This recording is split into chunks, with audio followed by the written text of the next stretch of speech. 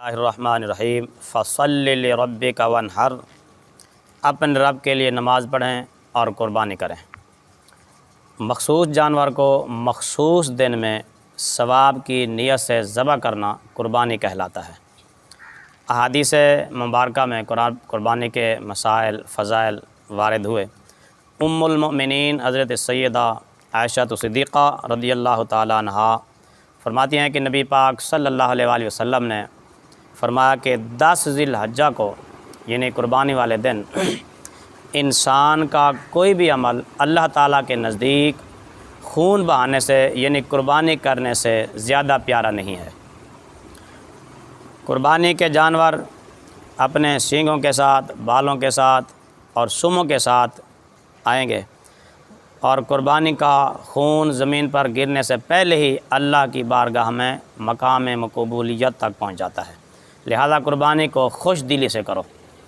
حضرت امام حسن بن علی رضی اللہ تعالیٰ عنہما فرماتے ہیں کہ نبی پاک صلی اللہ علیہ وآلہ وسلم نے فرمایا، جس نے خوش دلی سے ثواب کی نیت سے قربانی کی، وہ قربانی اس کے لیے جہنم کی آگ سے رکاوٹ بن جائے گی۔ ایک اور حدیث پاک میں آپ صلی اللہ علیہ وآلہ وسلم نے فرمایا کہ جو روپیہ قربانی کے دن قربانی پر خرچ کیا جاتا ہے، اللہ کے نزدیک سب سے بہتر اور پیارا روپیہ وہی ہے۔ اور آپ صلی اللہ علیہ وآلہ وسلم نے فرمایا کہ جس کے اندر قربانی کرنے کی گنجائش ہو، وسعت ہو، اور اس کے باوجود بھی قربانی نہ کرے، فرمایا کہ فلا یقربن مصلانا، وہ ہماری عیدگاہ کے قریب بھی نہ آئے۔ تو اس میں قربانی نہ کرنے پر سخت وعید فرمائی گئی ہے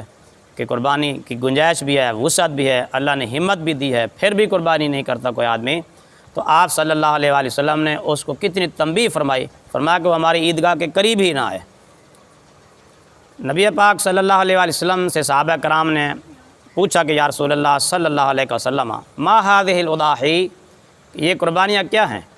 تو آپ صلی اللہ علیہ وآلہ وسلم نے فرمایا، یہ تمہارے باپ ابراہیم علیہ السلام کی سنت ہیں۔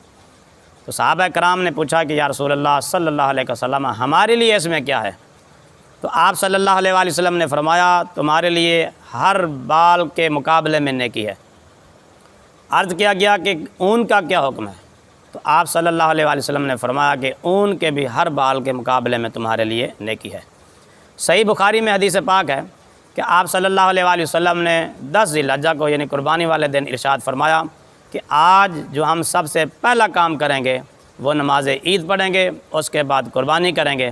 جس نے اس طرح کیا یعنی پہلے نماز عید پڑھی پھر قربانی کی، اس نے ہمارے طریقے کو پا لیا یعنی ہماری سنت کو اپنا لیا،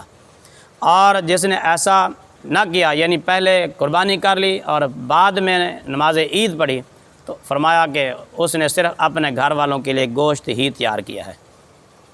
حضرت عائشہ پاک رضی اللہ تعالی عنہا سے روایت فرماتے ہیں کہ نبی پاک صلی اللہ علیہ وآلہ وسلم 2 مینڈوں کی، چت قبرے مینڈے، سینگوں والے مینڈے، ان کی آپ نے قربانی کی، اور آپ صلی اللہ علیہ وآلہ وسلم نے خود ہی قربانی ذبح فرمائی، بسم اللہ اللہ اکبر پڑھا، اور اس کے بعد خود ہی آپ نے چھری پھیری ان پر۔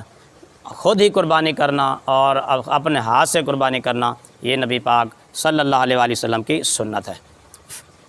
اور ایک اور حدیث پاک میں آتا بھی ہے کہ نبی پاک صلی اللہ علیہ وآلہ وسلم نے سیدہ فاطمہ الزہرا رضی اللہ تعالی عنہا سے فرمایا کہ اٹھو، قربانی کے پاس کھڑی ہو جاؤ، کہ قربانی کا جو خون ہے وہ زمین پر گرنے سے پہلے ہی اللہ تعالیٰ قربانی کرنے والے کے گناہوں کو معاف کر دیتا ہے۔ حضرت ابو سعید خدری رضی اللہ تعالیٰ عنہ نے عرض کی یا رسول اللہ صلی اللہ علیہ وسلم کہ یہ فضیلت، یہ حکم صرف آپ کی آل پاک کے لیے خاص ہے یا عام مسلمانوں کے لیے بھی ہے؟ تو نبی کریم صلی اللہ علیہ وآلہ وسلم نے فرمایا، میری آل کے لیے خاص بھی ہے اور عامت المسلمین کے لیے عام بھی ہے، یعنی ہر بندے کے لیے یہ حکم ہے کہ جو بھی خوش دلی کے ساتھ ثواب کی نیت سے قربانی کر رہا ہوگا، تو نبی پاک صلی اللہ علیہ وآلہ وسلم کے فرمان کے مطابق اس جانور کا خون زمین پر گرنے سے پہلے ہی اللہ رب العزت اس قربانی کرنے والے کی بخشش اور مغفرت فرما دے گا۔ حضرت علی پاک رضی اللہ تعالیٰ عنہ 2 قربانیاں کرتے تھے، ان سے پوچھا گیا کہ آپ 2 قربانیاں کیوں کرتے ہیں؟ تو انہوں نے فرمایا کہ نبی پاک صلی اللہ علیہ وسلم نے مجھے وصیت فرمائی تھی کہ 2 قربانیاں کرنا، ایک میری طرف سے اور ایک اپنی طرف سے۔ نبی پاک صلی اللہ علیہ وسلم بھی 2 قربانیاں کرتے تھے، ایک اپنی طرف سے اور ایک اپنی امت کے ان افراد کی طرف سے جو قربانی کرنے کی طاقت نہ رکھتے تھے۔